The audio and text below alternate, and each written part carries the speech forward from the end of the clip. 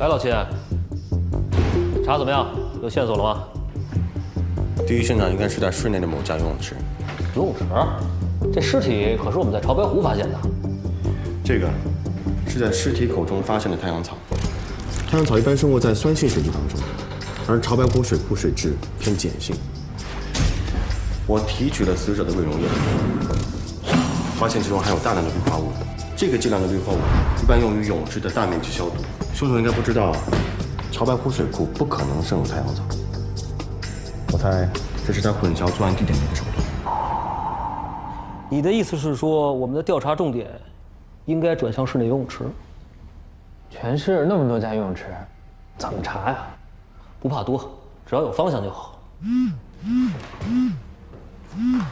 嚯，0到20多个未接电话。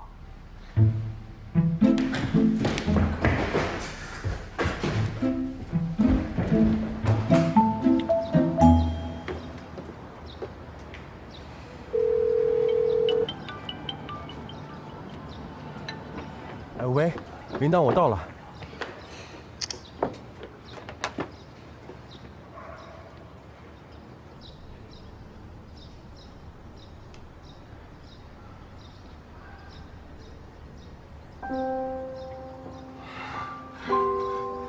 菜都上齐了，这好饿坏了。婚礼上要用的视频看了吗？看。你抽空啊，还是看一眼吧。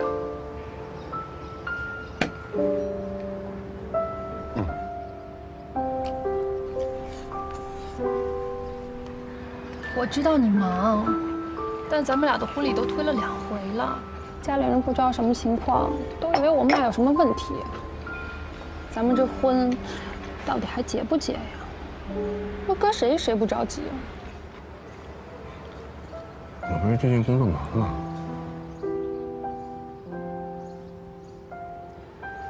我现在不是要一个特别铺张的婚礼，我就是想简简单单办个仪式，咱们能把这婚结了就行。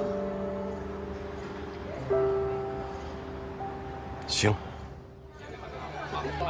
各位来宾，各位亲朋好友们，大家上午好！非常高兴你们能够来到这山清水秀的地方，来参加这场婚礼。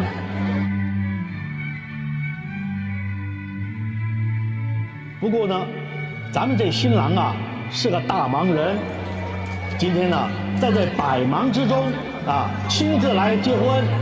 不，是不是有点漏啊？一点都不漏。哎呀，就是漏一点儿才好看呢。哎呀，怎么样？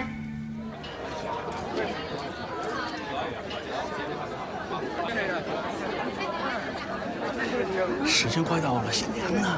啊，您等等，我去给你找。快！好。你好了吗？稍等。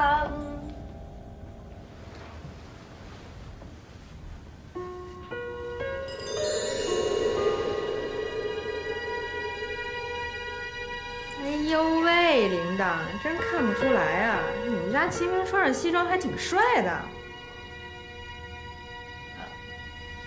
你们俩收拾好了，我就去叫摄影师去了啊。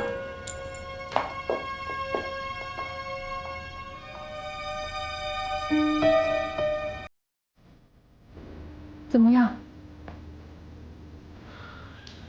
挺好看的。那就这件。行。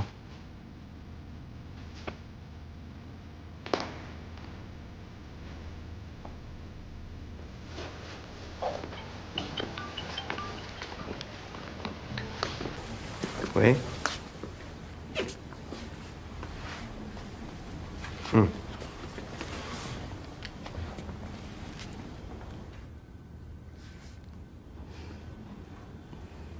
去忙吧。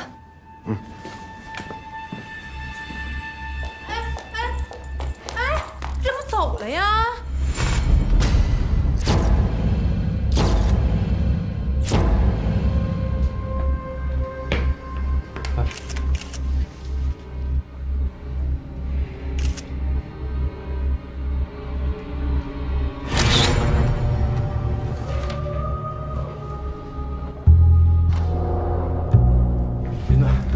这个是签名册。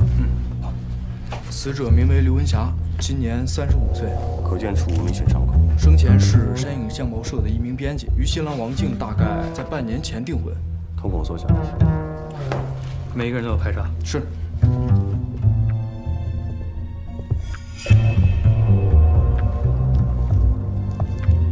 新娘花。怎么着？这你也懂？我最近不是在筹备婚礼吗？哦。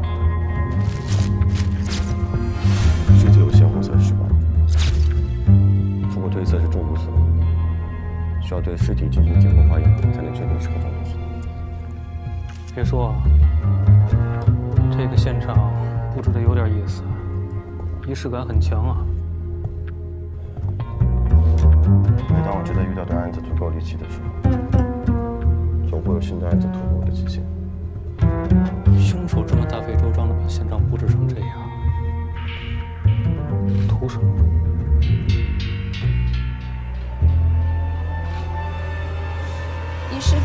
仪式快要开始的时候，我去化妆间找他，结果就你最后一次见到死者是什么时候11点半，我帮他盘好头发，我就出去忙了。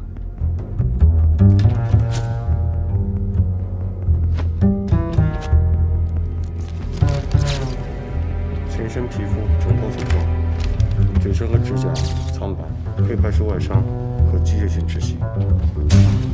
金哥，这个这是纹身洗掉的痕迹。怎么还有人戴这个？这是个习俗，婚礼戴上它，图个吉利。我很抱歉，你现在的心情我们都能理解。不过有几个问题你必须回答我。在婚礼现场有没有什么异常的地方？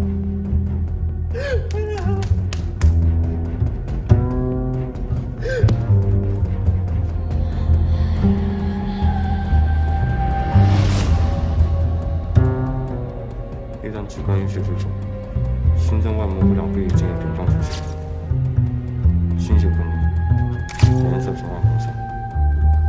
像我们这种做婚礼的呀，也只是租赁给客人场地、餐饮，对于他们怎么布局、怎么布置，那都是他们自己的事儿。哦，对了，警察同志，您看看，我们挂满了监控摄像头，绝对没有一丁点儿藏污纳垢的痕迹。哎，我问你，化妆间有监控吗？没。胃肠道内有淡黄色液体，伴有红色沉淀物，拿去化验。调查结果显示，死者摄入的毒物并不是市场上的常规成品，而是由下毒者自行调制而成。死者皮肤、嘴唇还有指甲均呈现苍白色。能不能分析出毒物是怎么调配的？药物进入体内，经过代谢，已经无法判断其原始成分。但经过化验其胃中残留，我们发现是生活当中常见的化合物，并没有任何毒性。因为这个毒物是在婚礼当天发现的，所以我暂且把它命名为“血色婚礼”。这些是我们目前掌握的所有线索。换下一组图片。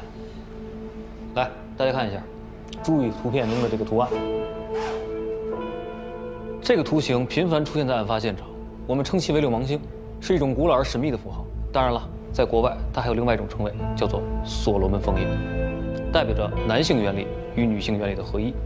一些正统的犹太教派的人士呢，反对使用这个封印，因为它和魔力、神秘学有关。综上所述，我认为本案的凶手一定和某种信仰有着密切的关系。死者家属那边有什么消息吗？正在调查，目前还没有发现有价值的线索。六芒星、蜡烛、新娘花。想到什么了？我怎么感觉好像似曾相识？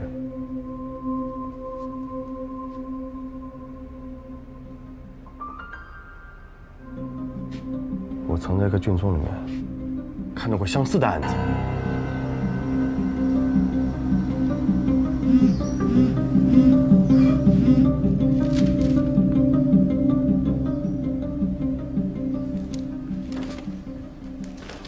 来，泡面呢？哎，给我也泡一个啊。好嘞。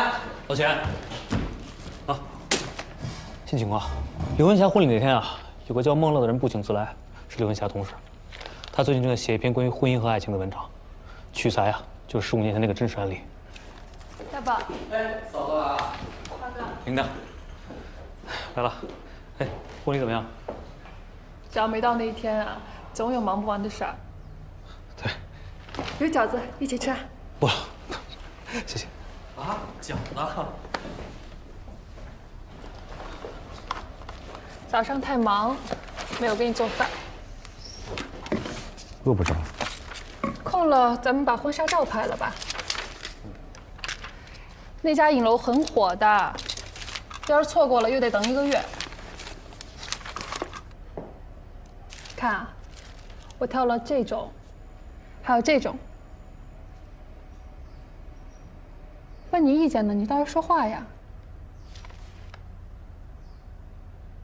你刚刚说孟乐写的那篇文章，当事人是石静吗？好，你过来看。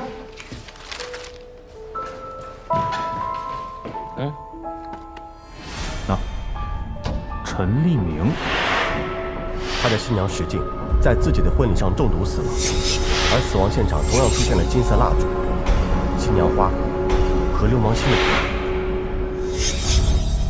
走。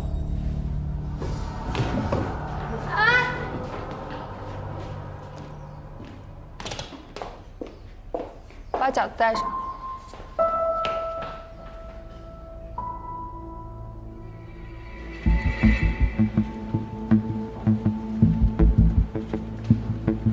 孟乐，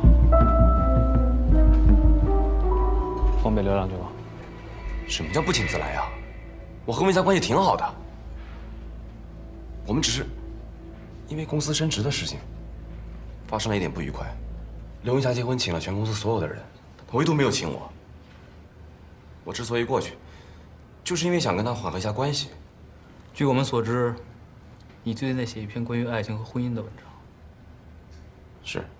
这个真实的案例没有对外报道过，你怎么知道的？我采访了陈立明。你见过陈立明？见了，我是因为要搜集资料，所以见了他。也就是说，你非常的清楚，案发当日的现场和15年前那个案发现场是一模一样的。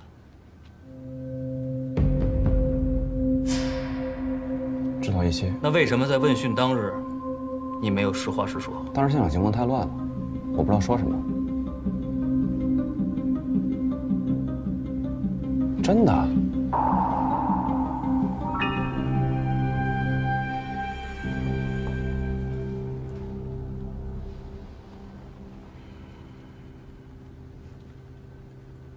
好吧，谢谢你的配合，希望下次再想起什么的时候，能主动联系我。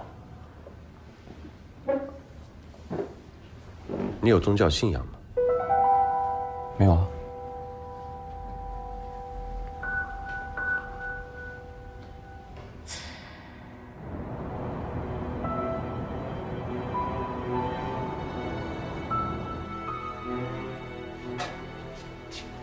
吃饭啦，快点。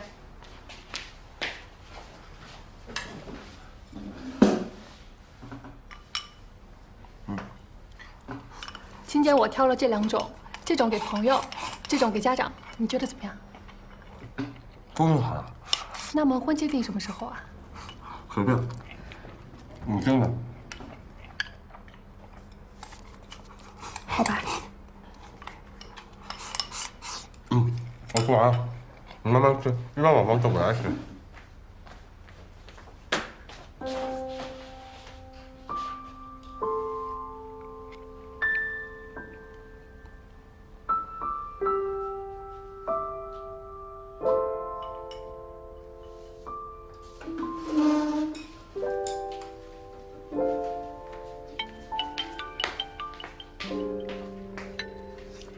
喂，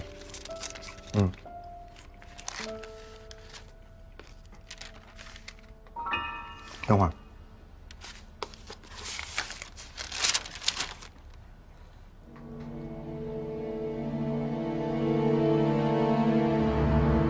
你让我查那个分子式，我查到了，是陈立明研制的一种新药剂。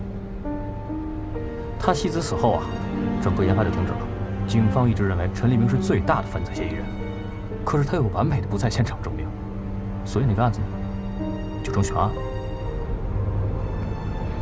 那他杀人动机呢？动机不明。他妻子死后，整个人就崩溃了，进了精神病院。我问过医院，医院说5年前他就出院了。哦，他在医院的时候啊，经常自言自语。我认为这2个案子相似点太多了，应该不是单纯的巧合。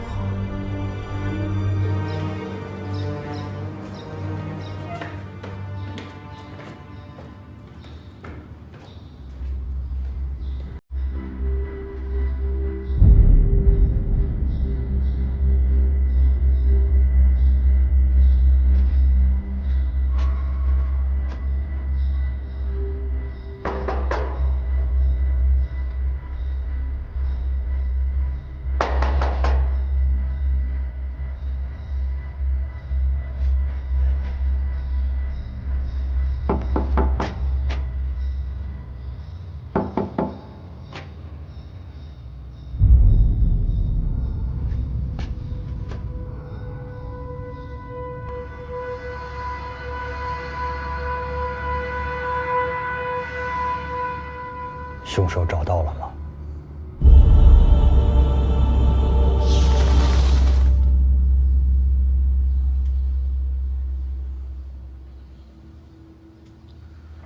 当年你妻子石静的那个案子细节你还记得吗？记不清了。这个案子至今没有结案，我们想向你了解一些情况。你觉得，我是说，你觉得，谁是杀害你妻子的凶手？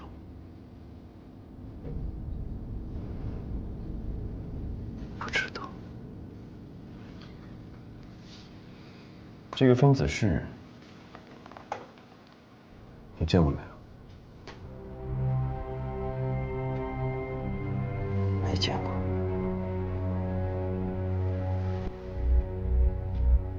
前段时间，是不是有一个叫孟乐的记者采访我们见过孟乐。据孟乐说，他从你这里采访到一些关于那个案件的细节。记不清了，记不清了，记不清了。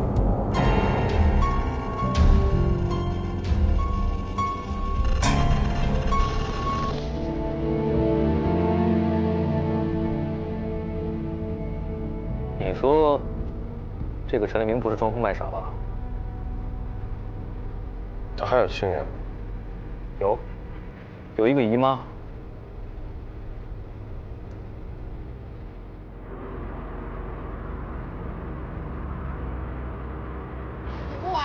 我要不要？啊，宋主任，你好，谢谢。那里面好嘞。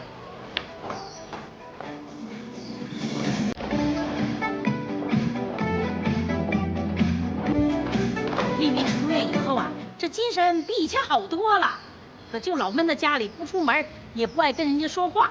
阿姨，他出院这1年多，有什么反常的行为没有？还好吧，就是老一个人，嘀嘀咕咕的说什么解脱呀、诅咒什么的。你看，就因为那个事儿给闹的，要不然现在孩子都上中学了。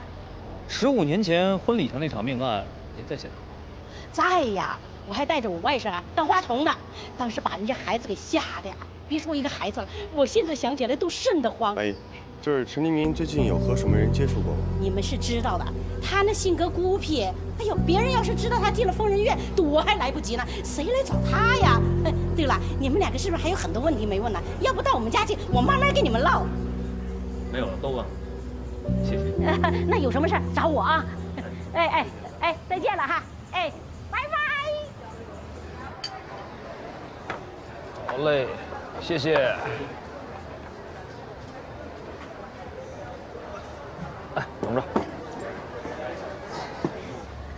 孟乐，从陈立明那儿了解到15年前的案子，不仅自来的出现在刘文霞的婚礼上，刘文霞又以同样方式死亡。你怀疑孟乐？回去我想再看一下陈立明的卷宗。我查过卷宗，刘文霞婚礼上出现了四天路、手捧花，还有金蜡烛。啊，当然了，这作为一般婚礼来讲很正常，可是它跟15年陈立明那个婚礼上出现的东西是一模一样的，你不觉得很奇怪吗？而且我问过酒店经理，他说这些东西啊都是客人自己准备的，所以我认为这两个案件一定有必然联系。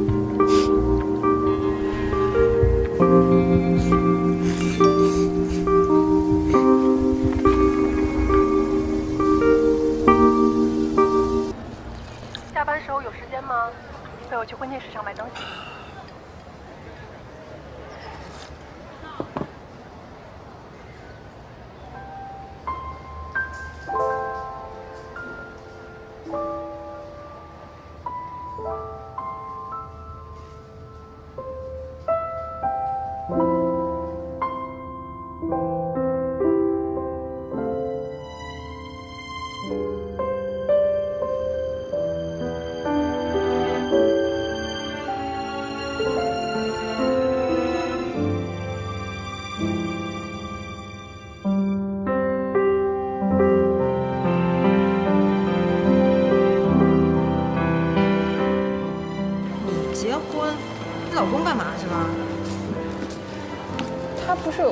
忙嘛？啊，忙的婚纱照没时间拍，婚纱礼仪没时间去。现在倒好，这体力活也全让你一人干了。你说你要这老公干嘛使？啊，公安局没他还破不了案了，是不是？你不懂。啊，好，我不懂。你说。你干嘛非得把自己逼这么紧啊？这婚礼晚点办不行吗？我们婚礼都拖2年了，家里人跟催命似的。再说了，这次日子都通知了，不能再拖。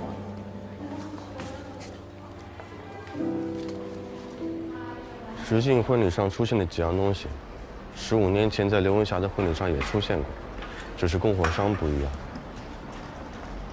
这到底是巧合，还是另有蹊跷？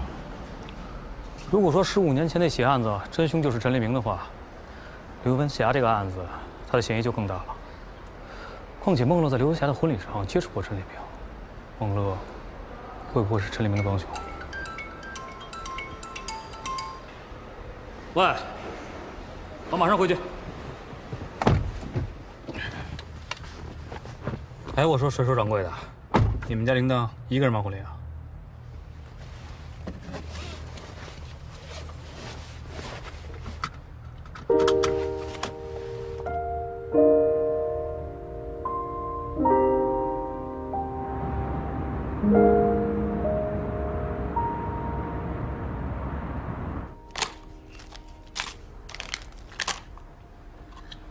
名单在桌上，看看漏了谁。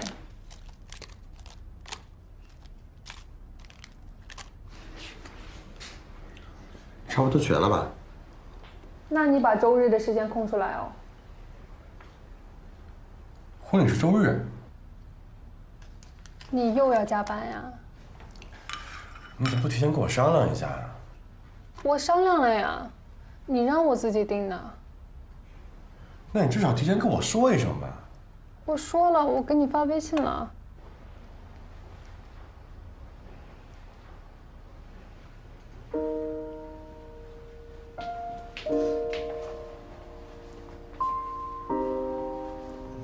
对不起。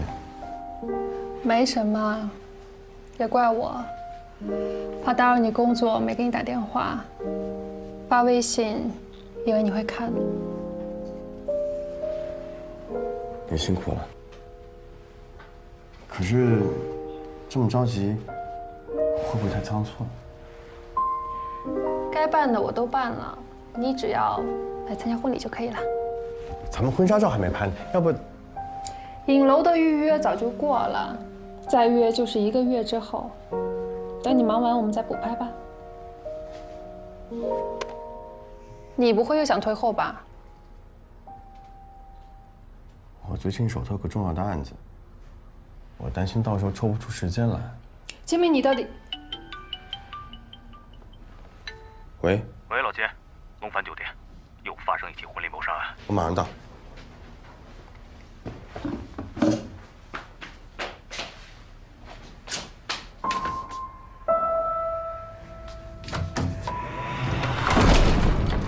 现在情况怎么样？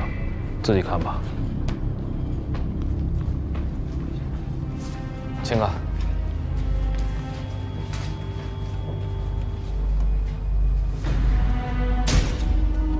当时大家都在起哄，说让我表演个节目，唱首歌。可是我刚唱到一半，突然听有人喊小娇死了。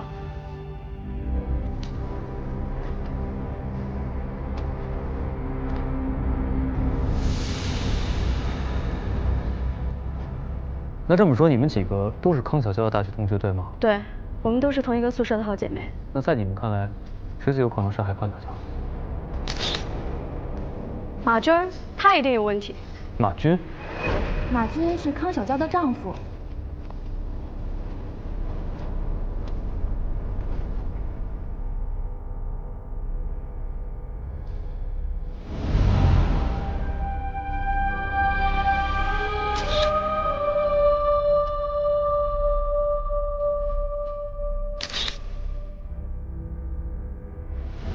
他们根本就不应该在一起。马军上大学的时候就瞒着小娇跟别的女人在一起。于强少让出血。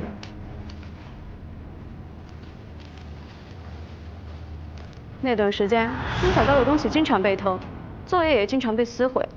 虽然我们还不知道那个小婊子到底是谁，但肯定是他干的。那个小婊子藏得可够深的，当时我们全宿舍姐妹一起查了好久，都没查出他是谁。马军就是个渣男，警察同志，你一定要好好查查他。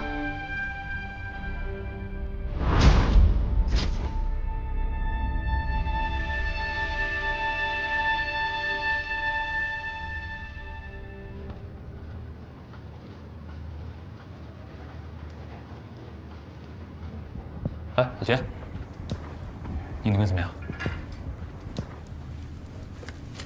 现场已经勘测完了，尸体需要带回去做进一步解剖化验。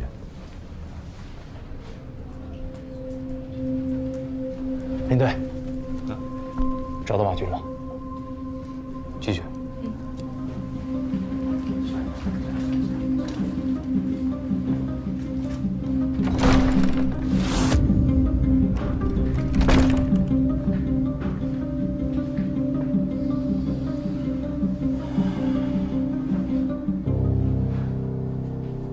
你就是死者康小娇的丈夫马军，是不是你第一时间发现死者尸体的？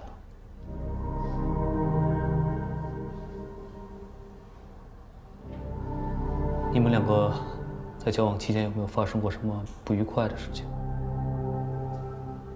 没有。我的意思是说，你们两个人在交往期间有没有出现过第三者？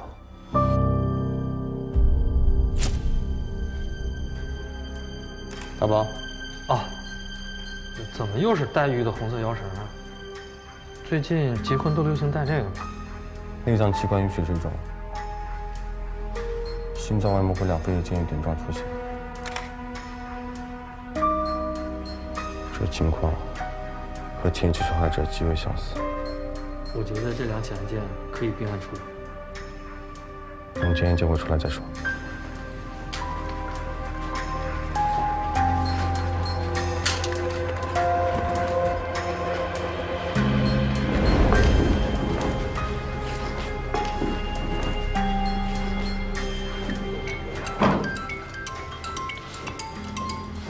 喂，检查结果出来了，康小娇死于毒杀。金蜡、手捧花、四天路也出现在这个婚礼上。是4样，还有红色带鱼腰绳。我翻看了15年前的卷宗，当时的新娘许静，还有前起案件的刘文霞，都有相类似的红色带鱼腰绳。而且，我仔细研究了陈立明留下的分子式，我发现这几名死者，他们的中毒反应和陈立明的分子式有着重大联系。只是前2名死者他们并没有出现口鼻出血反应，唯独康小娇鼻腔少量出血。会不会是3个死者体质有所差异？应该不是体质差异造成的，3者不同的中毒反应，应该另有原因。对，你看这个。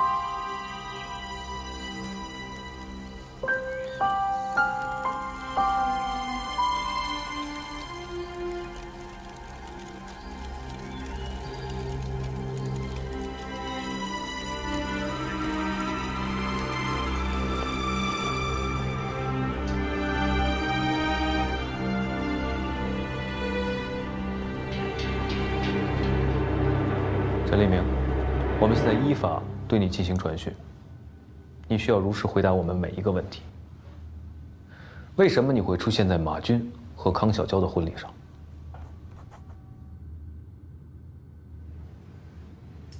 我为什么不能出现？请正面回答我的问题。有人邀请我去。谁？马军。为什么？我是他表哥。案发当时你在哪里？在婚礼上。说具体地点。礼堂。和谁？马军。你们在做什么？聊天儿。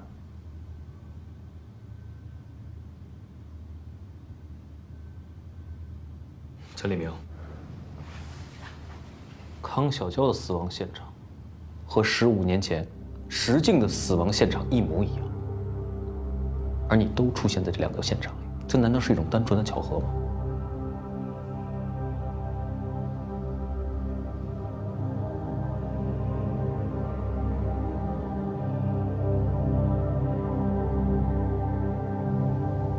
？15年前，我是新郎，必须在。15年后，我是马军的表哥，也必须在。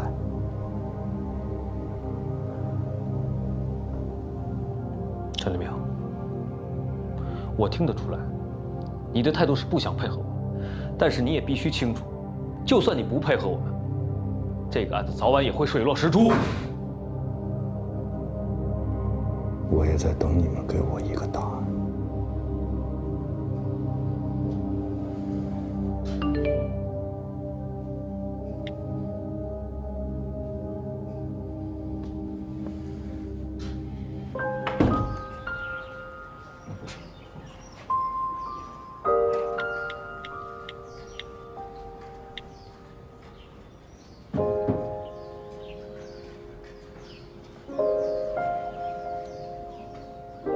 一听他说话就知道，故意不配合。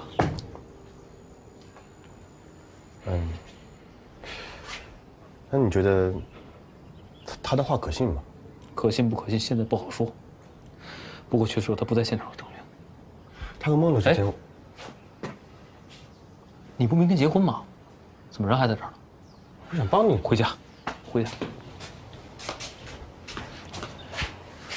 他的只是准备婚礼，这儿的事交给我。啊！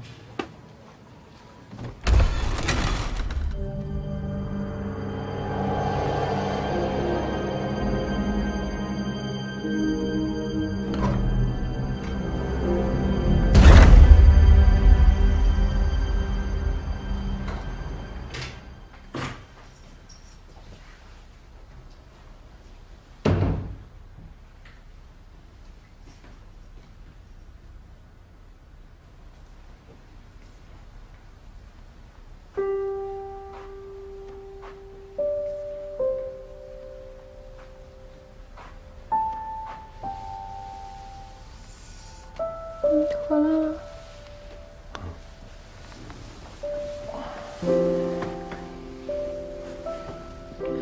你一个人准备这么多东西，辛苦了。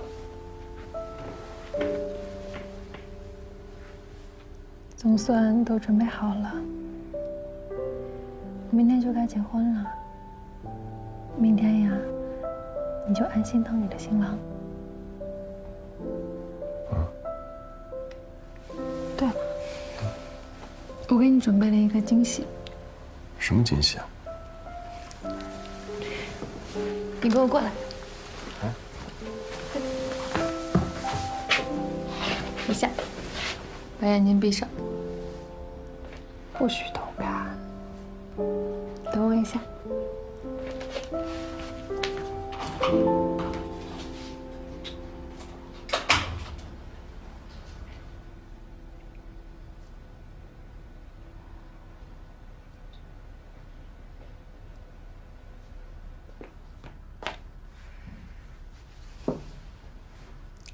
可以了。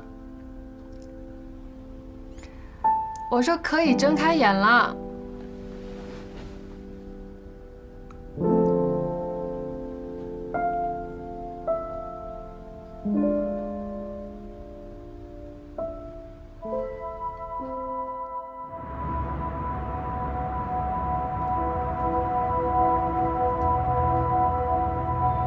哎，有模有样的哈。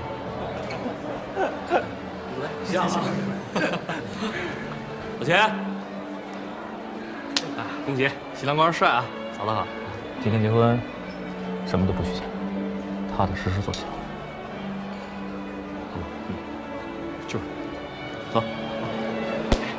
来哥，你好，进去了。请。哎呦，今天才像话吗？我还担心这婚礼上见不着你呢。怎么着，没案子啦？谢谢你。哦，客气什么？你媳妇儿昨天给你准备的礼物怎么样？惊不惊喜？意不意外？什么礼物啊？玉呀！哎，我们可是选了好久才买到的。什么玉啊？哪儿呢？我用红绳贴好，挂腰上。好了，我们要补妆了啊，来不及了。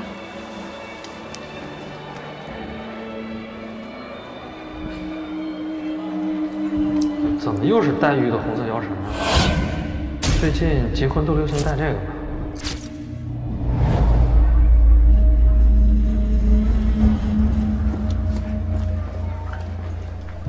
哎，新郎官，您可是大忙人啊，这几次彩排都不在。走吧，快点，我们过一下婚礼流程。我跟你说啊，首先将有一个司仪讲话，司仪讲话之后呢，将是新人登场，将是准婚人讲话，将有一个婚礼发现，将有一个父母讲话。金蜡、新娘花、丝天同样出现在这个婚礼上。之所以还有红色黛玉腰绳。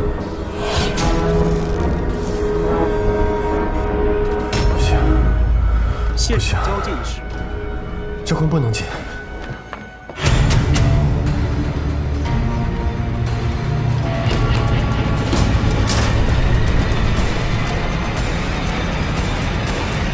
铃铛。他说去卫生间了。今天的目标可是秦主任啊，一定要给他喝好了，平时压力那么大。在不在里面？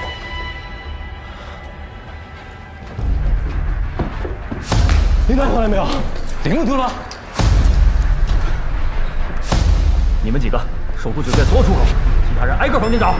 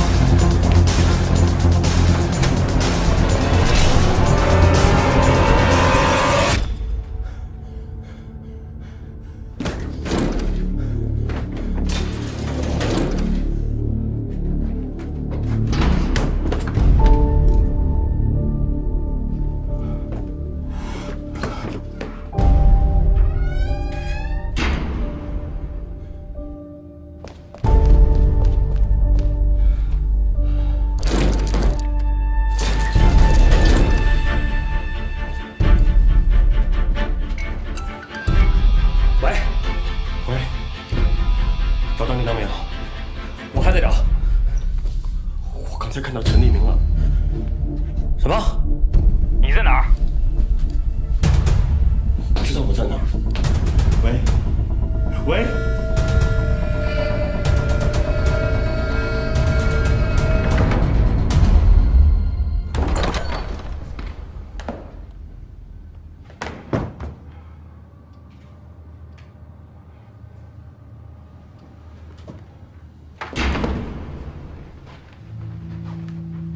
清明，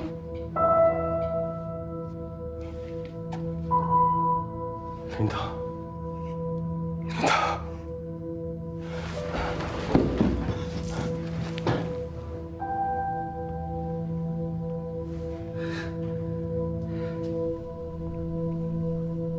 你没事就好。怎么了？陈立明没有伤害你吧？陈立明是谁？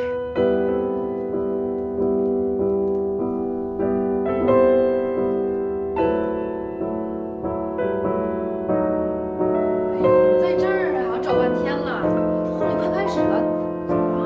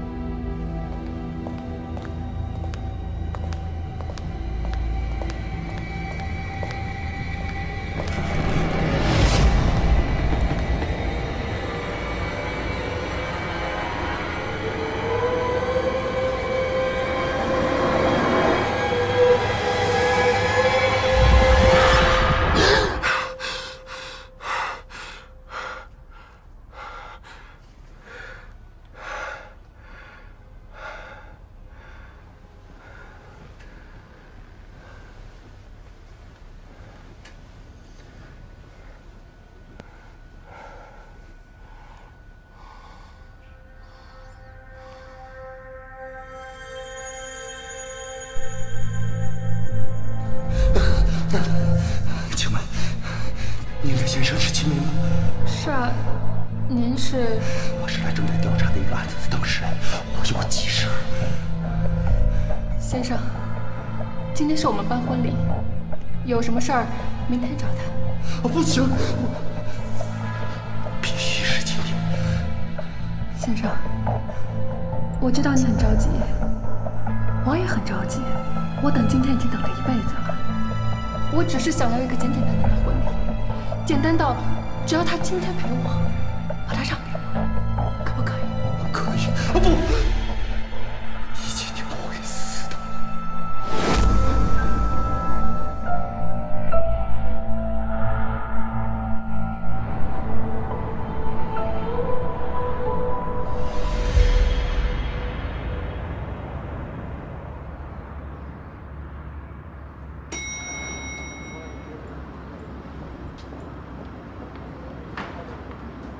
刚结婚，怎么闷闷不乐呀？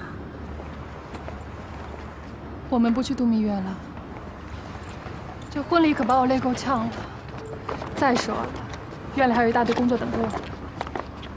哎呀，都一样。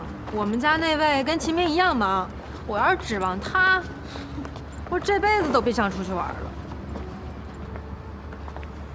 要不，等我忙完这段时间，我们俩一起出去。真的啊？哎，等我回去就订票。这次啊，就咱俩去，不带他们。就这么定了。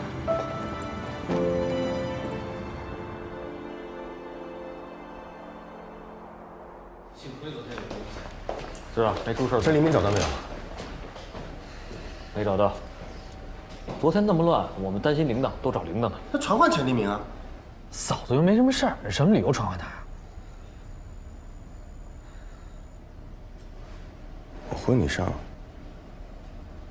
怎么什么也没发生？什么意思？你还想发生点什么呀？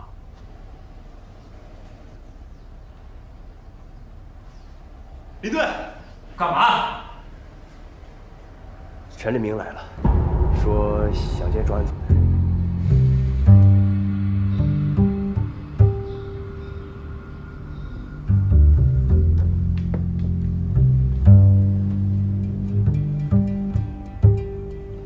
今天来，有什么事情要跟我们说吗？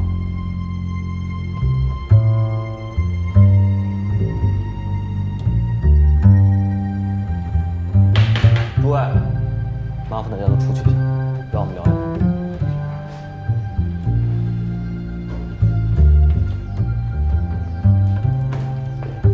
你为什么会在我的婚礼上？这么多年，我一直想了解我妻子死的真相，做了各种调查，但始终没有结果。你们的出现让我有了新的希望。我想了解案情，我就来公安局找你。他们说你正在举行婚礼，我就去了婚礼的现场。那你为什么要走啊？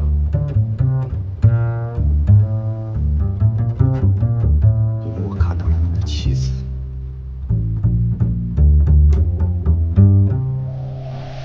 说不定我的妻子就死在我们的婚礼现场，就在前2天，表弟的妻子也死在了他们的婚礼现场。有人在婚礼现场抹上血，你知道吗？这可能都是巧合。这不是巧合，我都看见了。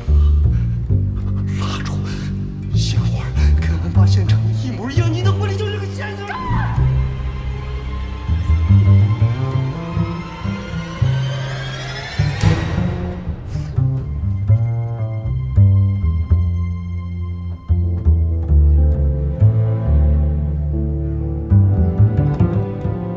陈立明是谁？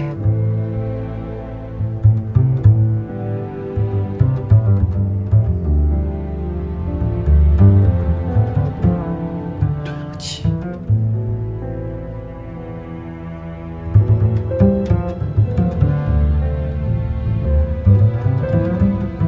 是我为了这个案子，我整整的等了15年。我以为我能走得出来，但是到最后发现我根本走不出来。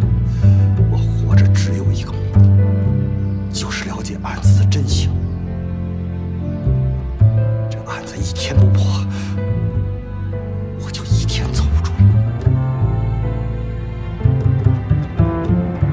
警察同志，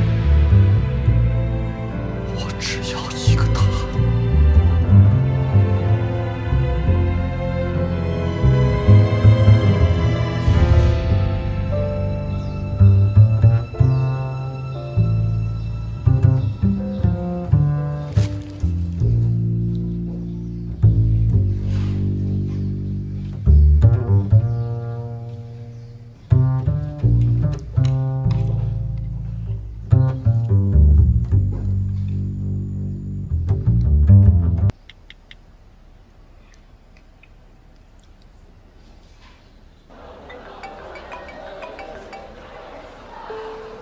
喂，哎，是我。干嘛呢？吃饭没？没有。你有事儿吗？我还在忙。没什么事儿。哦，你今天做的中饭有点咸。对不起啊，最近太忙了，没时间做饭，点了外卖。是外卖，怪不得我还想。我先挂了。哎，人无信而不立呀！你知道人要立足于这世上干最重要的什么吗？床戏。老林，大宝，您吃面呢？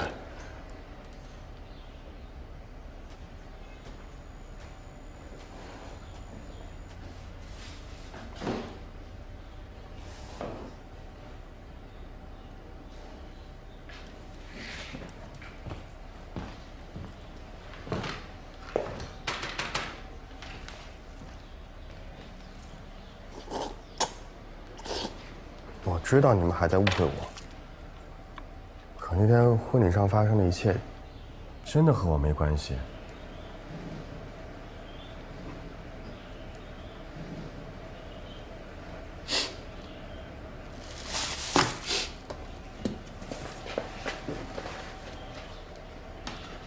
秦明什么人，我能不知道吗？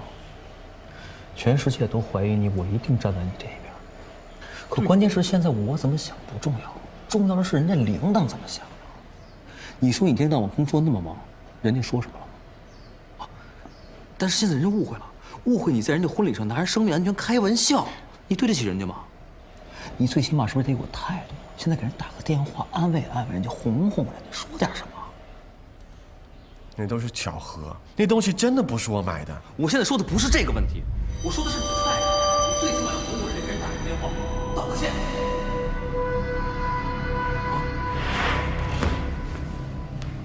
我有个新的发现，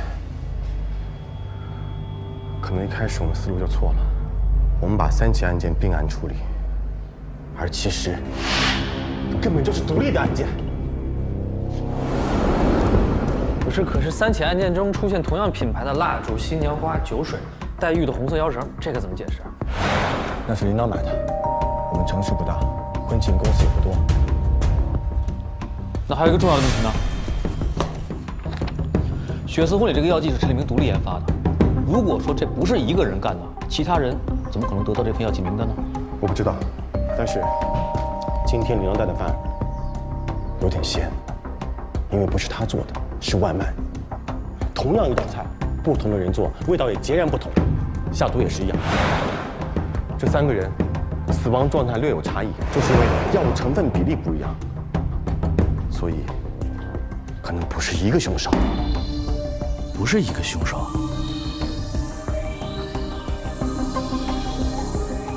有没有可能是陈立明自己调配了药剂比例呢？不可能。昨天晚上我看了陈立明给的资料，这个配方说明陈立明是一个非常严谨的人，他不可能随意更改药物成分比例。可是我们也没办法从死者的胃液中提取出毒液的成分。我们只需要在全市找到具有相同成分的药物。我马上安排这个事情。我们先要找孟乐。孟乐？为什么？因为我在孟乐手上看到了一个纹身，而刘文霞手上也有一个被洗掉的相类似的纹身。这个图案熟悉吗？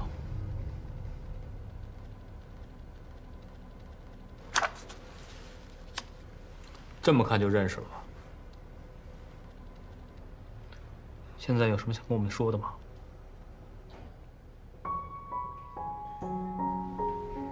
我和文霞交往过，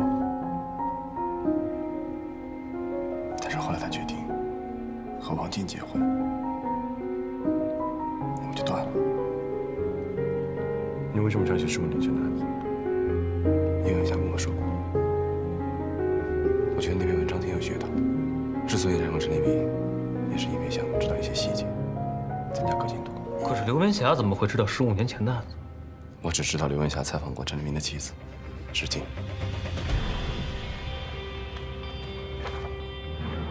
这是我找到的一些资料，希望对你们办案有帮助。谢谢。如果刘文霞接触过这个药剂，那么她身边的人是不是也会知道这个本方？走，我想到一个人。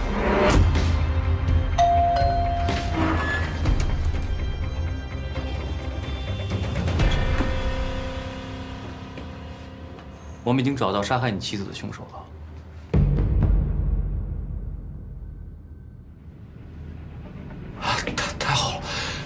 真抓到凶手了，警官，到底是谁杀我妻子啊？之前你有怀疑过你妻子刘文霞？啊，没有，我们感情一直挺好的。根据我们的调查，杀害你妻子的凶手跟他关系应该十分的密切，可以在他毫不知情的情况下对他下手，而且他也应该知道刘文霞在大学期间采访过一个叫石静的女人，这个叫石静的女人也死于自己婚礼现场，而且死亡环境跟刘文霞的死亡环境十分相似。这是一份你近期多次往返于医院，该取用的处方药的清单。解释一下吧。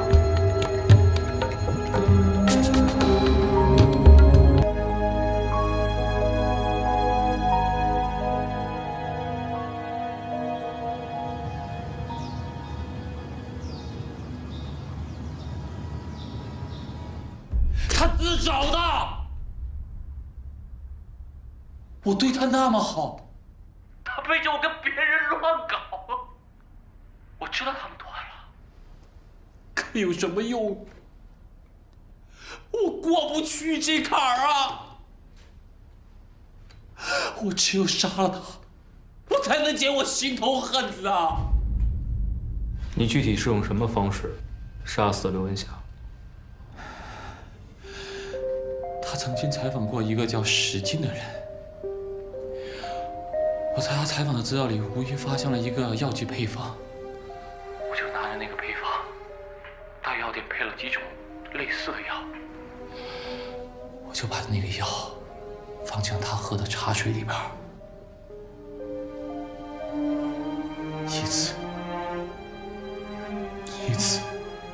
一次的骗他喝下去。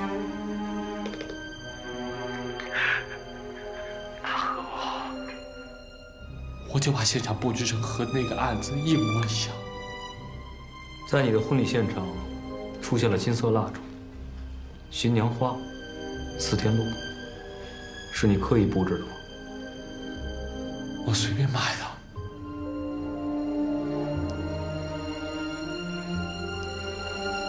果然只是巧合。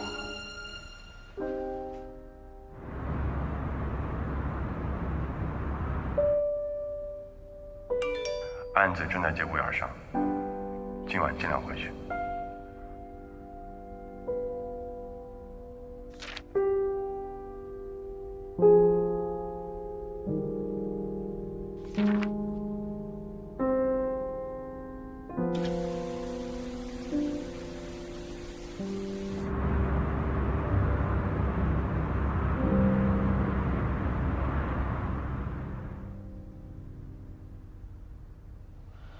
得到消息的途径有很多种。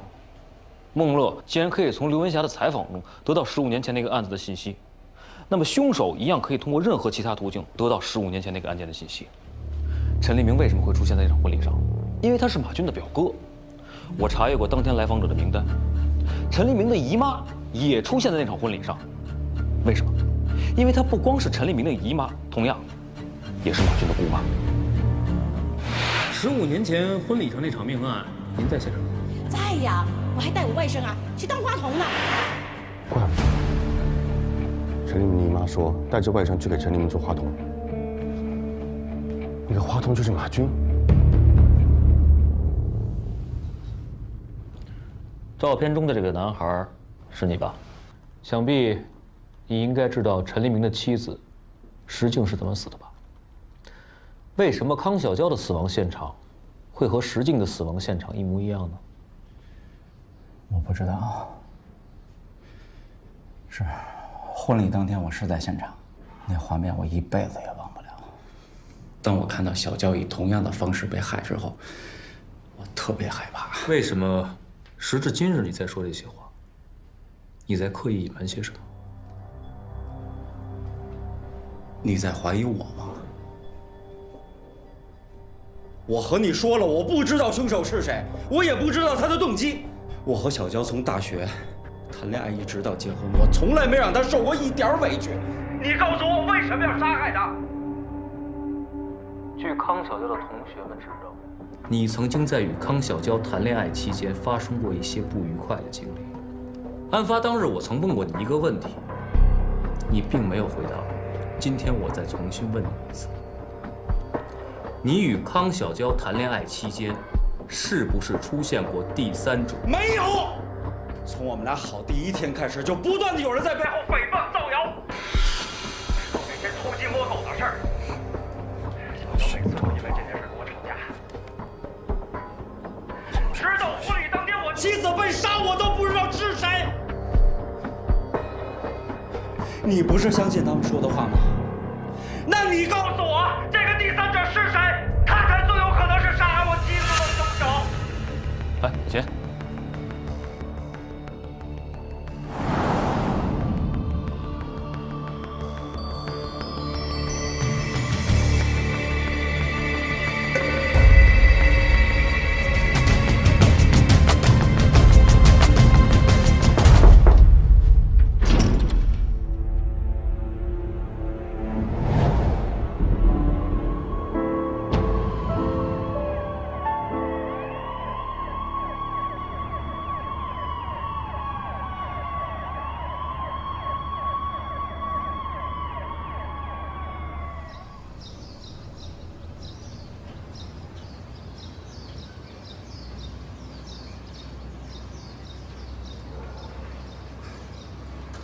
林队，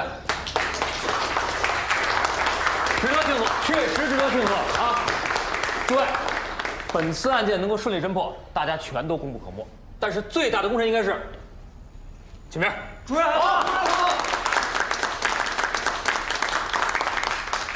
诸位，我还有一个好消息告诉大家，由于我们这2个案子接连的侦破呢，15年前那起悬案也有了进一步的进展。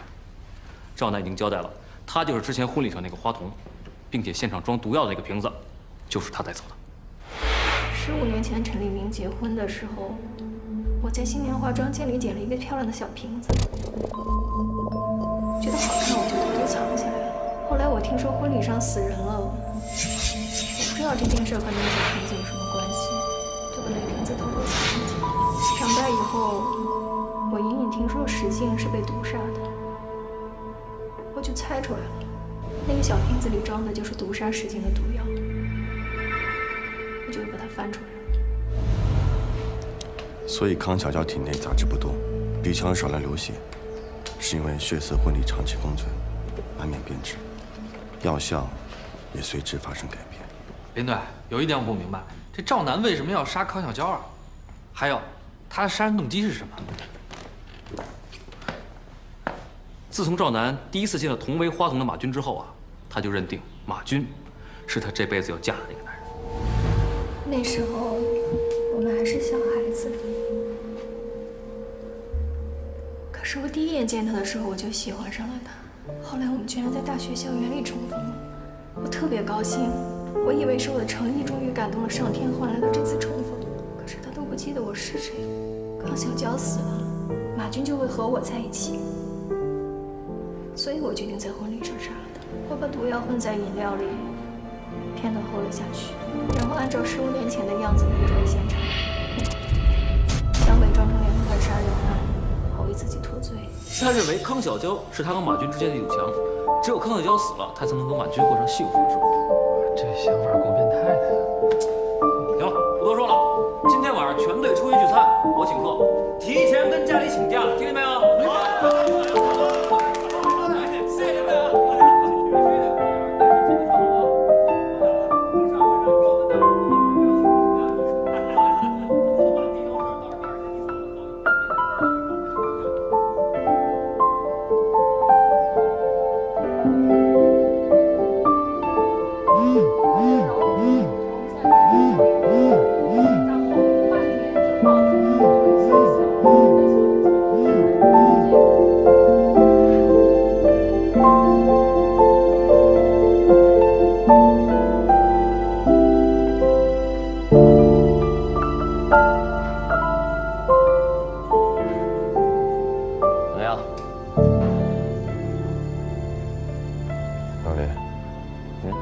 那我不去了，你们好好聚。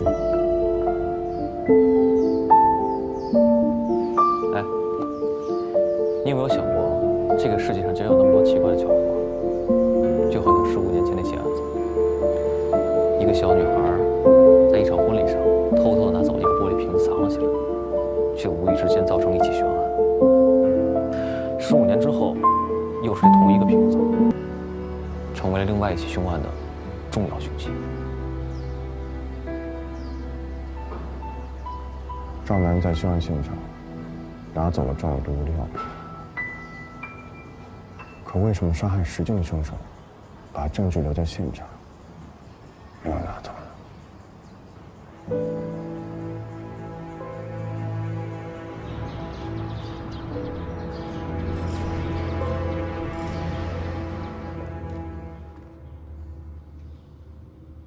我答应过，要还你个真相。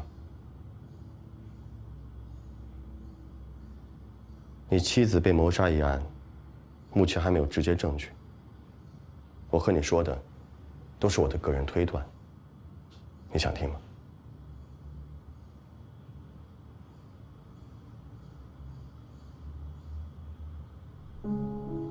你可能不知道，你妻子在认识你之前，因为工作的原因，对西方小众教派进行研究，把资料发到网上。有个叫刘文霞的大学生，为了完成大学论文，辗转找到石静，想向他了解西方小众教派的情况。一开始，石静只是因为工作和好奇，但随着研究逐渐深入，他开始沉迷。他认为，只有新娘在婚礼当天献祭自己，才能获得解脱。所以我判断，石静是自杀。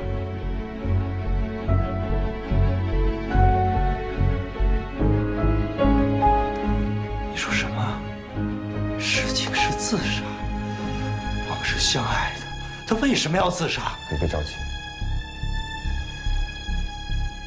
根据我们对刘文霞手稿的判断，石静生活的并不幸福，而且杀害康小娇的凶手，也就是你们婚礼当天的华佗，他亲口承认，15年前在凶案现场拿走了装有毒物的药瓶。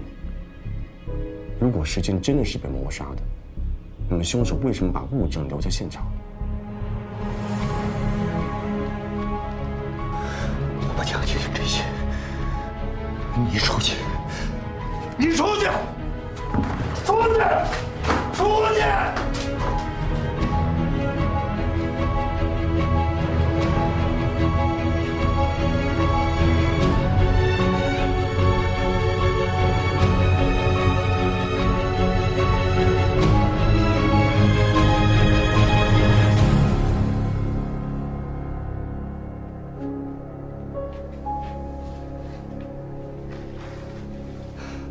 你说的不对，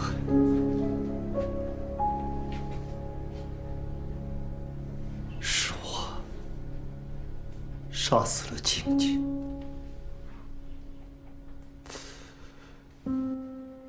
这么多年，我一直是在找凶手，就是为了逃避这个事实。对不起。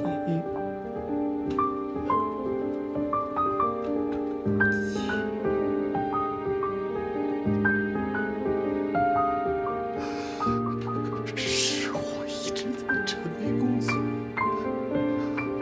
忽略了他的感受。静静，是我把你逼上了死路。